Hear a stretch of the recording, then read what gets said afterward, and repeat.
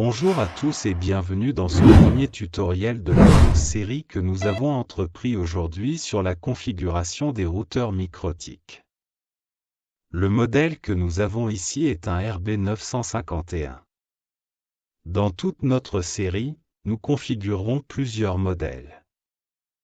Mais nous commencerons par celui-ci. Par convention, pour vous connecter à votre routeur MikroTik, il est conseillé d'utiliser les ports 2 à 5. Car par défaut, le port 1 est bloqué par le pare-feu. Il y a une configuration dans le pare-feu qui ne permet pas la modification du routeur depuis le port 1. Il vous faut donc votre alimentation, de préférence celle qui a été livrée avec le routeur lui-même. Ensuite vous aurez besoin d'un câble réseau RJ45 que vous connecterez à l'un de vos ports. Et puis vous prendrez l'alimentation que vous connecterez également. Votre MikroTik est désormais connecté. Tout ce que vous avez à faire est de le mettre sous tension. Une fois votre routeur MikroTik sous tension, pour pouvoir vous connecter à votre routeur, vous devez utiliser un utilitaire propriétaire MikroTik appelé Winbox. Pour ce faire, vous venez sur le site officiel de MikroTik, mikrotik.com. Vous arrivez au menu du logiciel. Dans le menu du logiciel, vous accédez à Winbox. Vous téléchargez la dernière version de Winbox, qui au moment de l'enregistrement de cette vidéo est la version 7. Une fois le téléchargement terminé, vous lancez l'application. L'application vient de démarrer. Le routeur MikroTik vous permet de vous connecter de deux manières. Soit par l'adresse MAC de l'interface à laquelle vous avez connecté votre routeur. Soit par l'adresse IP. Par défaut, lorsque le routeur vient d'être réinitialisé, la plage du réseau local est à 192.168.88.0.24. Nous pouvons vérifier rapidement que nous avons été connectés au routeur MikroTik. Quand on démarre Winbox et qu'on arrive au bouton Neighbor. Sur Neighbor, vous voyez très bien que nous avons ici l'adresse de la plage du réseau local qui est connectée. Si on clique sur l'adresse IP, elle est directement réactivée dans le champ connecté. Si l'on clique sur l'adresse MAC, elle est également réactivée dans le champ connecté. Vous avez donc la possibilité de vous connecter soit par l'adresse MAC, soit par l'adresse IP. Mais en général, je préfère beaucoup plus utiliser l'adresse MAC. Par défaut, l'identifiant est admin et le mot de passe par défaut est un champ vide. Une fois ce paramètre réactivé, nous nous reconnecterons au routeur MikroTik. Afin de nous donner la possibilité de réaliser entièrement nous-mêmes notre configuration de base, MikroTik nous propose soit de supprimer la configuration par défaut, soit de l'utiliser telle qu'elle. Mais pour nous qui souhaitons apprendre à configurer nos routeurs MikroTik à partir de zéro, nous supprimerons la configuration par défaut. La suppression de la configuration par défaut nous déconnectera pendant quelques instants. Ici nous sommes déconnectés et nous cliquons sur le bouton Reconnecter. Maintenant que nous sommes reconnectés à notre routeur, vous verrez qu'il ne reste plus rien comme configuration. Tout a été supprimé, comme vous pouvez le voir ici. Par défaut, c'est une bonne pratique de toujours avoir les logs affichés devant vous. Allez simplement dans le menu latéral ici et cliquez sur les logs. Il est toujours bon d'avoir les logs affichés devant vous. Au moins, vous avez une idée de tout ce qui se passe dans votre routeur pendant que vous travaillez. Vous savez déjà avec certitude que chaque chemin ou chaque port d'un routeur est un réseau en soi. Alors pour vous, évitez d'avoir un conflit de duplication entre CPU sur plusieurs interfaces. Le routeur MikroTik vous offre la possibilité d'utiliser la même adresse sur toutes vos interfaces, soit en créant un pont local, soit en utilisant un port comme master et en utilisant les autres ports comme SLive de ce port. Mais dans cette première vidéo, nous verrons comment utiliser un pont local dans lequel nous mettrons tous les autres ports. Pour cela, vous allez sur Bridge, vous cliquez ici sur le bouton plus, vous donnez un nom à votre pont. Ici, je l'appellerai LAN. Ensuite, nous appuyons sur OK. Une fois que nous avons créé notre pont, nous allons dans l'onglet Port pour pouvoir ajouter des interfaces à notre pont local. J'ai juste suivi le bouton plus et j'ai choisi les interfaces. Il n'est toujours pas recommandé de mettre le port 1 puisque nous ne l'utiliserons pas classiquement comme notre WAN. Nous ne pouvons pas le mettre dans le pont local qui transporte les interfaces LAN de notre routeur. On va donc commencer par un port 2. OK, puis le port 3. Puis le port 4. Je vais d'abord suivre le Wi-Fi car je suis physiquement connecté au routeur sur le port 5. Et une fois que je l'ai ajouté au pont, je vais essayer de le reconnecter pendant une fraction de seconde. Voilà, c'est fait. Nous nous reconnectons une troisième fois à notre routeur. Une fois que nous avons créé notre pont local, il s'agit de l'aborder.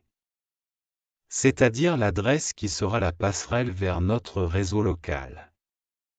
Nous allons donc à IP, nous allons à adresse. Dans cette boîte de dialogue qui apparaît, nous cliquons sur le bouton plus. Et nous donnerons une adresse à notre réseau. 10.254.24 et nous le mettrons sur l'interface LAN que nous venons de créer, qui transporte tous les ports de notre routeur MikroTik. Et nous postulons. Voici notre pont local créé et adressé. Ensuite, nous ne voulons pas aller machine par machine au bureau ou à la maison à chaque fois. Pour adresser chaque machine du réseau local.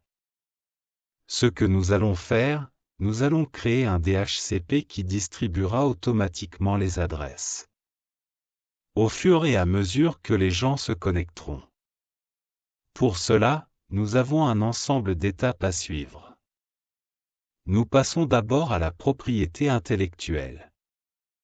Et nous allons créer la plage d'adresses, dans lequel nous voulons que notre routeur distribue des adresses à nos différents utilisateurs.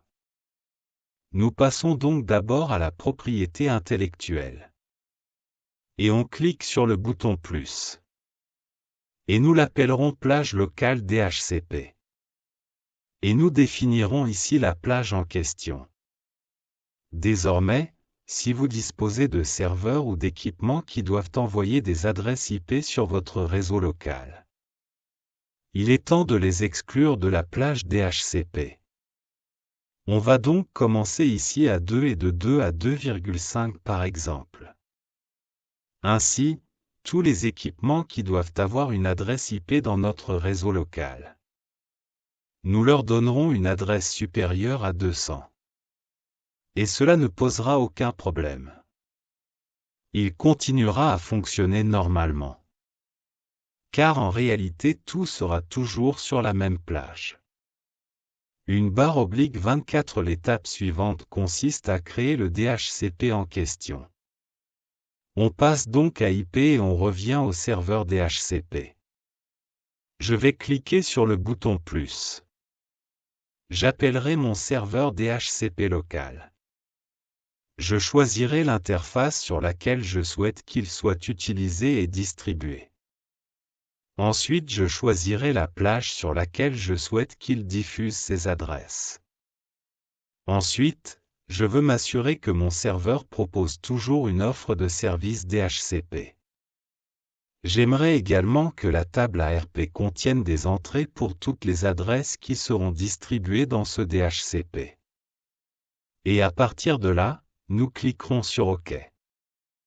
La dernière chose à faire ici pour pouvoir distribuer les adresses DHCP est de venir dans l'onglet Réseau. Dans l'onglet Réseau, j'ajouterai mon réseau local. Ici 192.168.10.01/24 mon passerelle réseau 255 255 255.0 mon serveur DNS ici je vais mettre le DNS public de Google. Et ici, je voudrais ajouter un deuxième DNS. Vous voyez ces deux petites flèches, l'une pointant vers le haut et l'autre vers le bas.